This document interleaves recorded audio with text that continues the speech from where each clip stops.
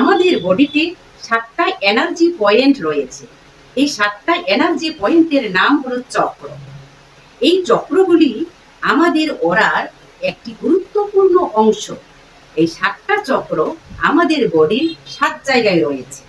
এর 7টা নাম আছে, 7টা কালারও আছে। আর এই 7টা চক্রের 7টা কালার আমাদের যে অরার যে 7টা লেয়ার আছে, সেই 7টা লেয়ারের 7টা কালারের সাথে হুবহু মিল আছে। বুঝলেন না তো? একটু সহজ করে বলছি। উপর থেকে যদি শুরু করি, আমাদের মাথার উপর এই যে ব্রহ্মতানুর উপর একটা চক্র আছে। এই চক্রের নাম হলো সহস্রা চক্র। ইংরেজিতে বলা হয় ক্রাউন চক্র। এই ক্রাউন চক্রের কালার হলো বেগুনি। আর আমাদের যে ওরা 7টা লেয়ার আছে, সেই 7টা লেয়ারের মধ্যে সবচেয়ে উপরের যে লেয়ার, অর্থাৎ 7th লেয়ার, এই 7th লেয়ারের কালারও বেগুনি। পরবর্তী যে চক্রের অবস্থান, সেটা হলো আমাদের দুগুলোর মাঝখানে, এখানে। এর নাম হলো আজ্ঞা চক্র।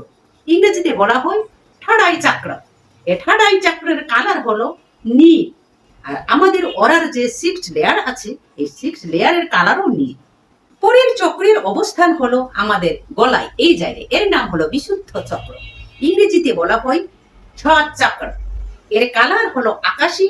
তেমনি আমাদের অরার 5th লেয়ারের কালারও আকাশী। পরের চক্রের অবস্থান হলো আমাদের বুকের মাঝখানে।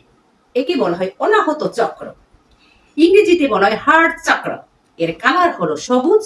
আর আমাদের অরার 4th লেয়ারের কালারও সবুজ। পরের চক্রের অবস্থান আমাদের নাভির 2 থেকে 3 ইঞ্চি উপরে। এর নাম হলো মণিপুর চক্র। ইংরেজিতে বলা হয় সোলার প্লেক্সাস চক্র। এর কালার হলো হলুদ। আর আমাদের অরার 3rd লেয়ারের কালারও হলুদ। পরের চক্রের অবস্থান হলো আমাদের নাভির 2 থেকে 3 ইঞ্চি নিচে। এর নাম হলো স্বাধিষ্ঠান চক্র। ইংরেজিতে বলা হয় স্যাক্রাল চক্র। এর কালার হলো কমলা। আর আমাদের অরার 2nd লেয়ারের কালারও কমলা। সর্বশেষ যে চক্র অবস্থান, সেটা হলো আমাদের মেরুদণ্ডের শেষ সীমানা, যেখানে শেষ সীমানা পৌঁছে গেছে আমাদের মেরুদণ্ড। এর নাম হলো মূলাধার চক্র, একদম মূলধারের কাছে। এর নাম হলো মূলাধার চক্র।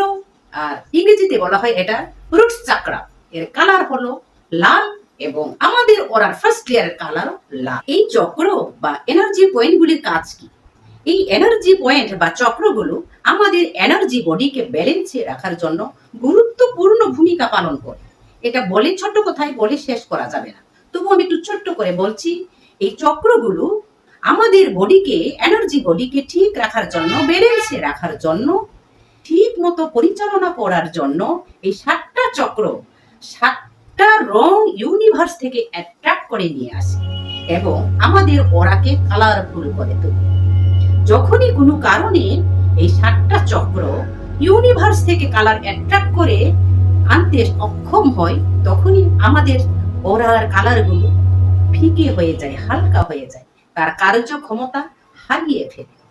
এখন কি কারণে এই চক্রগুলো ইউনিভার্স থেকে কালার শোষণ করে আনতে অক্ষম হয়, আমাদের অবশ্যই জানা উচিত। যখন আমাদের কোনো চক্র নেগেটিভ এনার্জি দ্বারা এফেক্টেড হয়, আক্রমণ হয়, ঠিক তখনই ওই চক্র ইউনিভার্স থেকে তার নির্দিষ্ট কালার অ্যাট্রাক্ট করে আনতে ব্যর্থ হয়। কেন ব্যর্থ হয়? কেন নেগেটিভ এনার্জি দ্বারা এফেক্টেড হয়? কারণ দিনের অধিকাংশ সময় আমরা যে থটগুলি করি, অধিকাংশই আমরা নেগেটিভ থট করি। গবেষকরা বলেন সারাদিন একটা মানুষ 7,000 থট ক্রিয়েট করতে পারে। আর এই থটগুলির মধ্যে অধিকাংশ থটই হলো নেগেটিভ থট, যেটা আমাদের জন্য, আমাদের বডির জন্য অত্যন্ত খারাপ। আর আমাদের কারণে আমাদের চক্রগুলো নেগেটিভ এনার্জি দ্বারা এফেক্টেড হয়।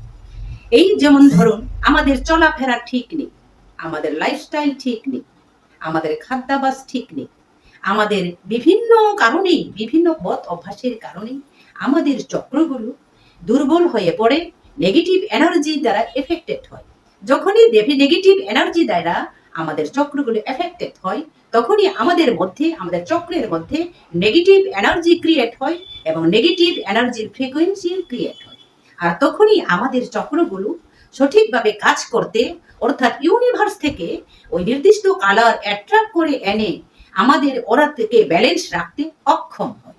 বন্ধুরা, রেইকি হলো সেই ইউনিভার্সাল লাইফ ফোর্স এনার্জি যা চক্র ব্যালেন্সিং করে এবং আমাদের অরাকে ক্লিন করে আর সব সময় পাওয়ারফুল করে তোলে।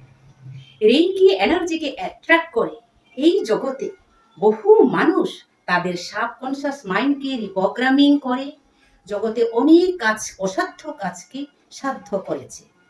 তাই আপনারা রেইকি এনার্জিকে চিনুন, পজিটিভ থাকুন, পজিটিভ ভাবুন এবং পজিটিভ এনার্জিকে অ্যাট্রাক্ট করুন, জীবনকে উপভোগ করুন। আজ এ পর্যন্তই বন্ধুরা। পরবর্তীতে প্রত্যেকটা চক্রের ডিটেলস ভিডিও নিয়ে আমি আপনাদের সম্মুখে হাজির হব। আমি ছন্দা গীত, হোলিফায়ার master teacher. Best of luck.